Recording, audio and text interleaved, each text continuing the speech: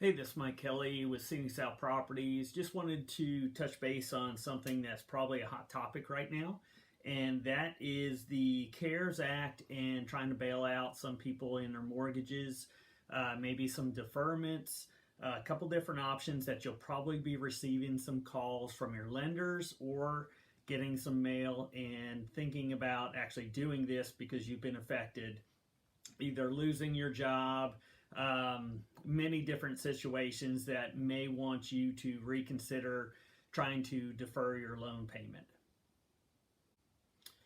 The CARES Act basically is stated as a coronavirus aid relief security act. Um, as of maybe April 11th, you're looking at a lot of people actually applying for these deferments of a forbearance, is what they were calling them. Anywhere within the last 2 weeks, it's risen up until 1,896% of people that are actually looking at trying to get into this program, stop some of the payments, get some relief, and maybe get back on track once all this is over. This kind of equates to about 2 million people currently that have applied for this. I know a lot of lenders or maybe loan servicers are overwhelmed for this. And probably by the time that everything is over, you're going to look up to about 10 million people applying for this. The one really scary thing about this is you don't need any reason.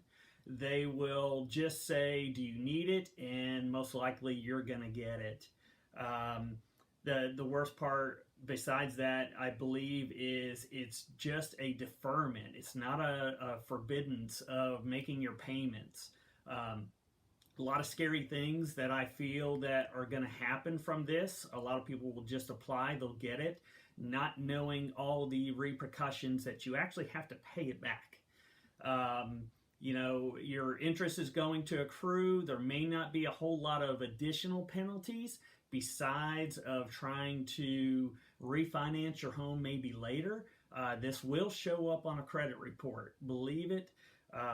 Regardless what anyone says, if you go to apply for a loan later, they will see that you stopped payments and there was some type of hardship that was actually granted to you.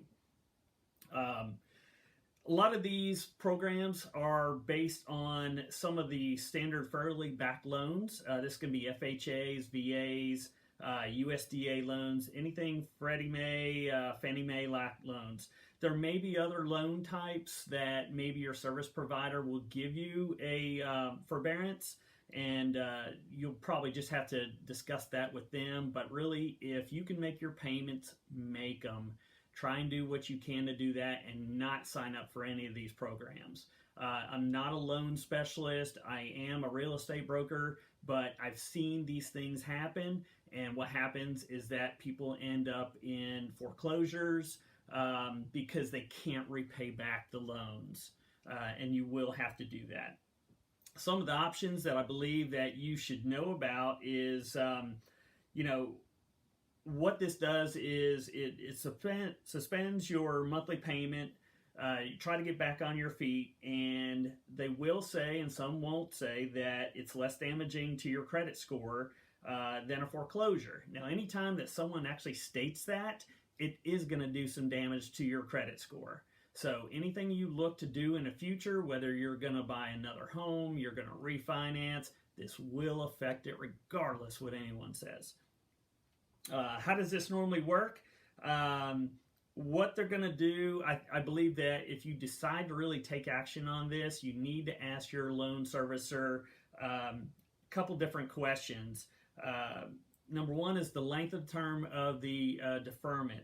Some people are saying that it's going to be 180 days, and you can ask for an additional 180 day extension. Okay, well, that's close to a year of you not making any payments on your home.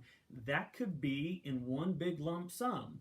Ask your loan servicer about how do I pay this back? Is it going to be just every single dollar that you didn't make a payment all at once, which hardly anyone can do that? Another one will be to add small little increments till you pay that back, and who knows how long that would take. need to ask that, what is your payment going to be after that? Are they gonna? Is it gonna double? I think the last thing is really what they call as a modification. It's another thing I think you really should avoid. This is going to be where they basically take your loan and redo your loan, where you could have a higher principal amount and a higher interest rate. So if you can make your payment, make your payment. Some of these things I just want to really tell you about, because you're not going to get the full details, and you're going to get mail, you're going to get scammers. Everybody's going to try and get you on this because they know the hardships, and that's the people that they prey on. So feel free to give me a call if you need any advice. I've got local lenders that can help you, guide you towards the right way, and maybe find some other alternatives. If you have any questions, you can give me a call, 423-645-3862.